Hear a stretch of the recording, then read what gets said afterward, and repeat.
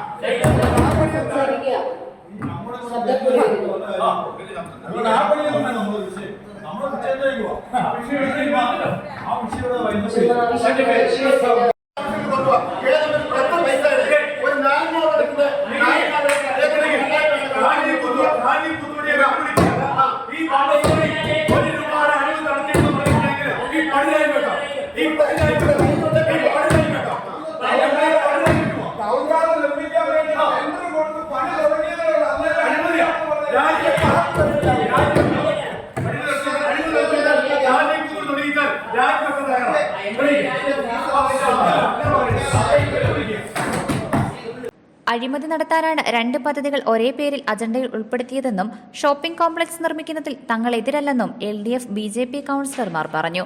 നഗരസഭയിലെ ഇന്ന് കൂടിയ കൗൺസിൽ യോഗത്തിൽ, അതായത് 6/3/2020 കൂടിയ കൗൺസിൽ യോഗത്തിൽ 15ാം നമ്പർ അജണ്ടയായി വന്ന indoor stadium shopping complex Amar Jawan road side കെട്ട് എന്ന അജണ്ട വളരെ ബുദ്ധിപൂർവ്വം ഇൻഡോർ സ്റ്റേഡിയം ഭരണസമിതി അംഗങ്ങളെ മുഴുവൻ മണ്ടന്മാരാക്കിക്കൊണ്ട് നടത്തുന്നതിന് വേണ്ടി ഭരണസമിതി നടത്തിയ നീക്കമാണ്. പ്രതിപക്ഷത്തിൻ്റെ അവസരോചിതമായ ഇടപെടലും ഭരണകക്ഷി തന്നെ എതിർപ്പ് മൂലം അത് ഒഴിവാക്കുന്നതിന് സാധിച്ചു. അതോടൊപ്പം കട്ടപ്പന നഗരസഭയിലെ ഈ മാർച്ച് മാസം ഇന്ന് 7-ാം തീയതിയായി 6-ാം തീയതിയായി 40% മാത്രമാണ് നമ്മുടെ എക്സ്പെൻഡിച്ചറായിരിക്കുന്നത്. കട്ടപ്പന നഗരസഭയുടെ കെടുകാര്യസ്ഥത ഉദ്യോഗസ്ഥന്മാരെ കൊണ്ട് ഉദ്യോഗസ്ഥന്മാരെ സമയത്ത് കൊണ്ടുവരുന്നതിനും അവരെ പ്രൊജക്റ്റ് തയ്യാറാക്കിക്കുന്നതിനും ഒന്നും കഴിയാത്ത ഭരണസമിതിയുടെ കെടുകാര്യസ്ഥത കൊണ്ടാണ് ഇങ്ങനെ കേരളത്തിൽ തന്നെ ഏറ്റവും പിന്നിലായിരിക്കുന്ന ഒരു നഗരസഭയെ കട്ടപ്പന മാറിയത്. ഇതിനെതിരെ വലിയ പ്രക്ഷോഭങ്ങളുമായി ഇടതുപക്ഷ ജനാധിപത്യ മുന്നണി ഉണ്ടാവും. വരുന്ന നാളുകളിൽ വലിയ പ്രക്ഷോഭങ്ങളിലേക്ക് ഇടതുപക്ഷ ജനാധിപത്യം പോകും എന്ന് പറഞ്ഞിട്ടുണ്ട്. കട്ടപ്പന മുനിസിപ്പാലിറ്റിയുടെ ഇന്ന് വന്ന കൗൺസിലിൽ 15ാമതായി വന്ന അജണ്ട നമ്മുടെ കട്ടപ്പന മുനിസിപ്പാലിറ്റിയുടെ ഈ ഫ്രണ്ടിൽ കിടക്കുന്ന ഈ ഗ്രൗണ്ട് ഇൻഡോർ സ്റ്റേഡിയം നിർമ്മിക്കുന്നതിനുള്ള അജണ്ട, ഷോപ്പിംഗ് കോംപ്ലക്സ് ഉൾപ്പെടെ ഇത് രണ്ടും കൂടെ കൂട്ടിക്കൊടിച്ച ഒരു അജണ്ട വരികയും അതിനെ ഞങ്ങൾ ശക്തമായി എതിർക്കുകയാണ് ചെയ്യുന്നത്. കാരണം നമുക്കറിയാം, നമ്മുടെ കട്ടപ്പനയെ സംബന്ധിച്ച് കട്ടപ്പന ടൗണിനോട് ചേർന്ന് കിടക്കുന്ന ഈ നമ്മുടെ മുനിസിപ്പൽ സ്റ്റേഡിയം, അത് ഇൻഡോർ സ്റ്റേഡിയം നിർമ്മിച്ചാൽ നമുക്കറിയാം അതിൻ്റെ ഗാലറി മറ്റ് സംവിധാനങ്ങൾ കഴിയുമ്പം പാർക്കിങ്ങിന് സ്ഥലം അപര്യാപ്തമാണ്. അത് തന്നെയല്ല, ഒരു ഇൻഡോർ സ്റ്റേഡിയം നിർമ്മിച്ച് കഴിയുമ്പോൾ ഇതിൻ്റെ അകത്ത് ആവശ്യത്തിനുള്ള ഒരു സൗകര്യം കിട്ടാനുള്ള ഇടസൗകര്യം നമ്മുടെ കട്ടപ്പന മുനിസിപ്പാലിറ്റിയുടെ ഈ ഗ്രൗണ്ടിനുണ്ട്.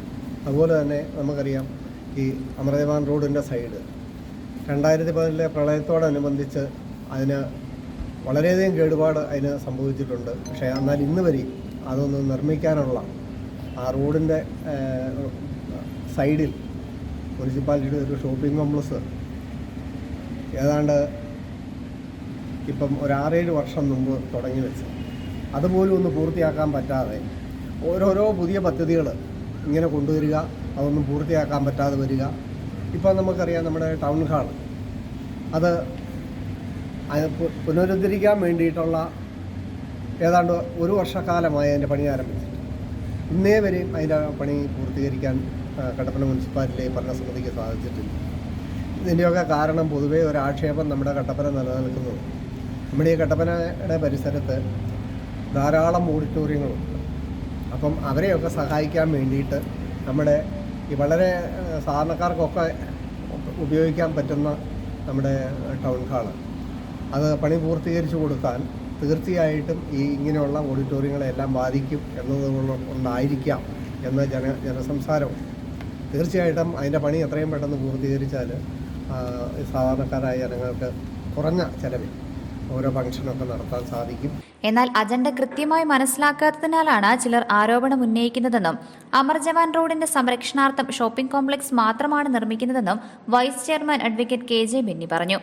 ഇൻഡോർ സ്റ്റേഡിയം ഷോപ്പിംഗ് കോംപ്ലക്സ് എന്ന പദ്ധതിയിൽ ഇപ്പോൾ അമർ ജവാൻ റോഡിൻ്റെ സംരക്ഷണ ഭിത്തി തകർന്ന് ആ റോഡ് നിലവിൽ അപകടാവസ്ഥയിൽ നിൽക്കുന്ന സാഹചര്യമാണുള്ളത്. നമ്മൾ നിലവിൽ എടുത്തിരുന്ന പ്രോജക്റ്റ് 9 കോടിയുടെ പ്രോജക്റ്റായിരുന്നു. അത്രയും ഒരു ബൃഹത്തായ പദ്ധതി നടപ്പാക്കുന്നതിന് ഈ ഭരണസമിതിയുടെ കാലത്ത് നടപ്പാക്കാൻ കഴിയില്ല എന്നുള്ളതുകൊണ്ട് അതിൽ ഏറ്റവും പ്രധാനപ്പെട്ട ഒരു കാര്യം എന്ന നിലയിൽ ഇൻഡോർ സ്റ്റേഡിയം കം ഷോപ്പിംഗ് കോംപ്ലക്സിൽ ഷോപ്പിംഗ് കോംപ്ലക്സ് എന്ന പോർഷൻ 2 ഇതായിട്ട് എടുക്കാവുന്ന അതിൽ പദ്ധതി നടപ്പാക്കാൻ ഇന്ന് കൗൺസിൽ തീരുമാനിച്ചിട്ടുണ്ട്. 3.5 കോടി രൂപയാണ് അതിന് നമുക്ക് ചെലവ് വരുന്നത്. അതിൽ 1 കോടി രൂപ മുനിസിപ്പാലിറ്റിയുടെ തനത് വരുമാനത്തിൽ നിന്നും 2.5 കോടി രൂപ KU ആലക്സിയിൽ നിന്ന് ലോൺ എടുക്കുന്നതിനും ഇന്ന് ഭരണസമിതി തീരുമാനിച്ചിട്ടുണ്ട്. പിന്നെ നമുക്കറിയാം നമ്മുടെ STP പ്ലാന്റ് സ്ഥാപിക്കുന്നതിന് 60 സെൻറ്റ് സ്ഥലം നമുക്ക് വളരെ അത്യാവശ്യമായി നിൽക്കുക. ഇപ്പോൾ ഈ കടുത്ത വേനൽ നിൽക്കുമ്പോൾ പല ഉത്തരവാദിത്തപ്പെട്ട വ്യാപാര സ്ഥാപനങ്ങളിൽ നിന്നും അല്ലെങ്കിൽ അതുപോലെ വ്യക്തികളും നമ്മുടെ ജലാശയങ്ങളിലേക്ക് മലിനജലം ഒഴുക്കി വിടുകയോ സെപ്റ്റിക് ടാങ്ക് മാലിന്യം അടക്കമുള്ളോ തള്ളുകയോ ചെയ്യുന്ന സാഹചര്യങ്ങൾ ശ്രദ്ധയിൽപ്പെട്ടു വരുന്നുണ്ട്.